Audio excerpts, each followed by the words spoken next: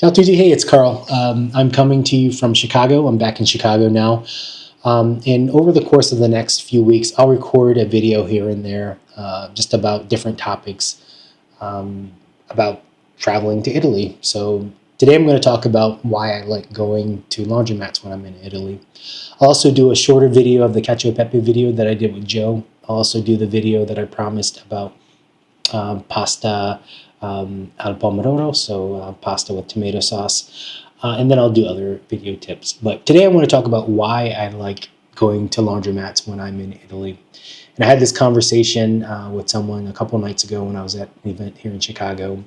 I just finished my lesson with Joe and we talked about this too. But the reason is that when I'm in laundromats, I always run into some situations where I need help or someone needs help from me. And I like to go to cities or regions of cities where it's less likely that people will speak English. And I might have posted this before, but only 16% around that of Italy speaks English fluently. So when I go to these smaller towns, it just forces me to speak Italian if I want to interact with the locals, which I absolutely love. So when I was in Foligno about a week and a half ago, I went to a laundromat and just for some reason I would put in 10 euros in the machine to activate the washer and the dryer and all that, and it would just spit out the 10 euros in change, and I just could not get things to work. So I met this great guy. His name's Roberto. So Roberto, if you see this, ciao, and grazie. But so Roberto saw that I was having an issue, and Roberto speaks English, but not super fluent, and my Italian is still a work in progress. So it forced me to communicate with Roberto the problem that I was having. And then we talked about other things and talked a little politics here and there. But the important thing and why I like visiting laundromats is that if I don't know how to say something the way I would say it in English, I kind of pull from the vocabulary that I know in order to get my message across. And one of a cool hack that I learned from a YouTube video is if you don't know how to conjugate a particular verb, you can conjugate a different one and then use the infinitive form of that verb. So like I always use like posso do something, like usare, right? So can I use this? So posso usarlo or something along those lines. So posso is something that I use all the time. Can I do something? But anyways, at the laundromat, I was able to communicate with Roberto. He was able to help me out. He actually ended up calling the manager of the lavanderia, the laundromat, just to come and fix the problem that we're having. And it was just a great way of interacting with him. There was this older woman who was there, and we were she was just talking about the future of the United States and her hopes for what happens politically, and it was just. And I don't think she spoke English at all. At least while we were talking, she didn't speak any English, and it forced me to try to understand what she was saying. And I got the gist of it. And it was just such a great interaction. Again, I'm in this relatively small city. I think it's a city of 50,000, and I was in this random area of this city I'd never been to. And what I found when I traveled throughout Italy is just people are super nice and welcoming. Obviously, that might not be all of Italy, but I've been to 15 of the 20 regions. And again, when I go to these areas, I go to the small towns. I go to the lavanderia, where I get a chance to interact with the locals.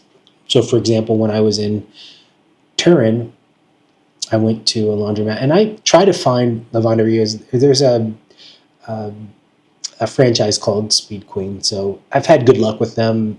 Most times they accept credit cards. The one in Foligno, for some reason, didn't. But anyway, so I was at a Speed Queen in Turin. And again, I kind of stand out. Like, there aren't a lot of Black Americans who are just roaming through random towns and random laundromats in Italy. And I met this young couple. They just moved to the neighborhood, and we were talking. They spoke English, but they were very generous and allowed me to speak Italian with them.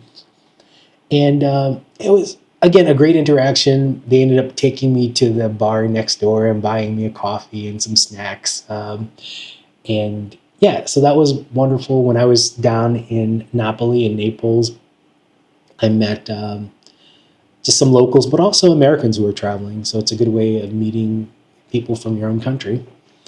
And yeah, so each city I go to, I try to go to the laundromat, in part because, as I suggested in another video, I would recommend just carrying a small bag, a carry-on size bag to Italy. Even if I'm gone for 2 weeks or 2.5 weeks, I will just carry a single carry-on, and then I'll go and just wash my clothes at the lavanderia.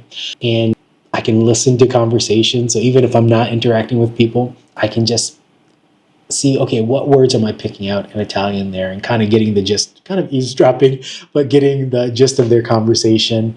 Yeah, and even like leaving the laundry, rather than, like, if it's a long distance, I will take public transportation.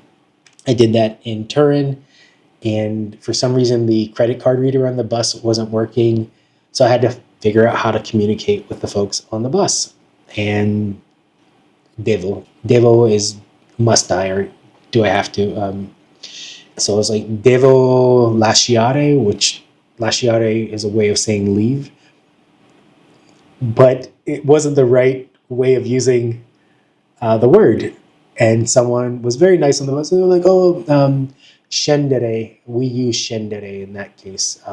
They said it in Italian. So, like, what I should have said was "devo scendere." So, because of that experience, I will always remember the verb scendere.